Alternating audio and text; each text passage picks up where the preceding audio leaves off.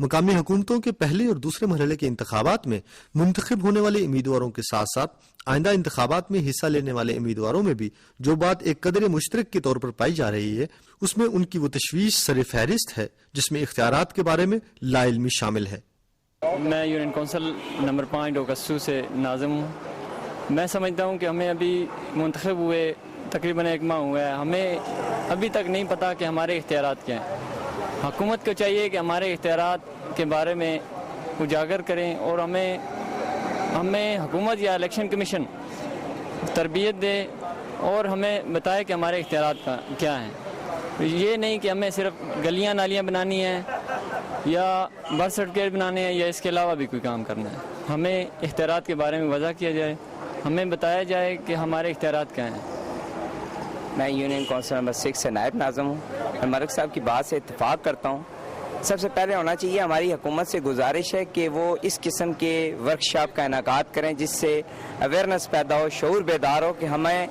ہمارے پاس اختیارات کیا ہیں اور ہم نے کیا کام کرنا ہے۔ جب تک ہم لوگوں میں شعور بیدار نہیں کریں گے، محض گلیاں نالیاں بنا دینا یہی علاقے کے مسائل نہیں ہیں۔ تعلیم کا مسئلہ ہے، صحت کا مسئلہ ہے، صاف پینے کے پانی کا مسئلہ ہے، اور یہ اسی وقت ہوگا۔ گندگی اور صفائی کو اسپیشلی آپ یہ لیں کہ ہم نے صفائی کے نظام کو بہتر بنانا ہے، تو یہ صرف منتخب نمائندے ہی اس کو بہتر نہیں بنا سکتے، بلکہ اس علاقے کے اس حلقہ احباب کے لوگ ہمارے ساتھ کوآپریٹ کریں گے۔ ہم انہیں بتائیں گے کہ ہم سب مل کر کیسے اس سسٹم کو بہتر طریقے سے چلا سکتے ہیں۔ تو اس سلسلے میں حکومت سے یہی گزارش ہے کہ ورکشاپ کا انعقاد کرے، ہمیں ہمارے اختیارات کا بتایا جائے اور لوگوں کے ساتھ، عوام کے ساتھ رابطے کی کوئی اس قسم کا کوئی ورکشاپ وغیرہ ہونی چاہیے۔ یہ جو موجودہ آنے والے انتخابات ہیں، آپ کیا اس پروسیس سے مطمئن ہیں؟ ضلع ناظمین اور تحصیل ناظمین کی جو ہو رہے ہیں 6 اکتوبر کو، ابھی تک تو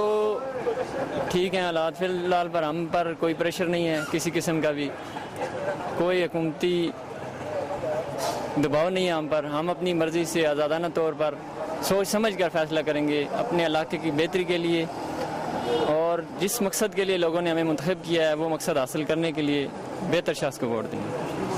بالکل جی، ہم اس ضلعی نظام سے اور اس میں جو امیدوار ہیں ان کے ساتھ بھرپور تعاون اور حمایت کا یقین دلاتے ہیں۔ میں تحصیل ممبر کے لیے راول ٹاؤن سے میں یہاں پہ نامزد ہوئی ہوں، ابھی نامزد تو نہیں ہوئی لیکن 6 اکتوبر کو جو ہمارے الیکشن ہو رہے ہیں اس میں پارٹیسپیٹ کر رہی ہوں۔ میں سمجھتی ہوں کہ یہ نظام خواتین کے لیے جو گورنمنٹ جو بہت ساری فیسلٹیز خواتین کو دے رہی ہیں، خواتین ایسی خواتین ہیں کہ جن کا ٹیلنٹ جو ہے یا جو وہ اپنے ٹیلنٹ کو یوز کرنا چاہتی تھی باہر اپنی بہنوں کے لیے یا ان کے کام آنے کے لیے، تو میرا خیال ہے کہ یہ جو نظام ہے میں سمجھتی ہوں کہ خواتین کے لحاظ سے اور جتنی ان کو مثلا ان کو ایکٹیو ہونے کا موقع مل رہا ہے، خواتین کو ایک دوسرے کے مسائل سمجھنے کا، تو میں نظام سے مطمئن ہوں۔ گورنمنٹ نے جہاں خواتین کے لیے اتنی ساری سہولتیں اور اتنا یہ جو نظام کیا ہے، تو اس میں یہ ہونا چاہیے کہ جو کینڈیڈیٹ آتے ہیں سلیکٹ ہو کے تو ان کے لیے کوئی ایسی ٹریننگ سینٹر بننے چاہیے، کیونکہ کچھ خواتین اس میں ایسی بھی ہیں جو کہ ہاؤس جاب خواتین ہیں جو گھروں میں رہنے والی ہیں اور ان کو پتہ نہیں ہے کہ جب ہم سلیکٹ ہوں گی تو اس کے بعد ہمیں کیا کرنا ہوتا ہے، یعنی ان کے لیے کوئی ایسے ٹریننگ سینٹر بنائے جائے۔ گورنمنٹ کو چاہیے کہ کم از کم 1 مہینے کا یا 2 مہینے یا 3 مہینے کی ٹریننگ لے کے تاکہ وہ آئندہ آنے والی جو 4 سال ہے اس کو بہتر طریقے سے استعمال کر سکے۔ 109 اضلاع میں ہونے والے مقامی حکومتوں کے ان انتخابات میں ضلع، تحصیل اور ٹاؤن ناظمین کے علاوہ کسان، مزدور، خواتین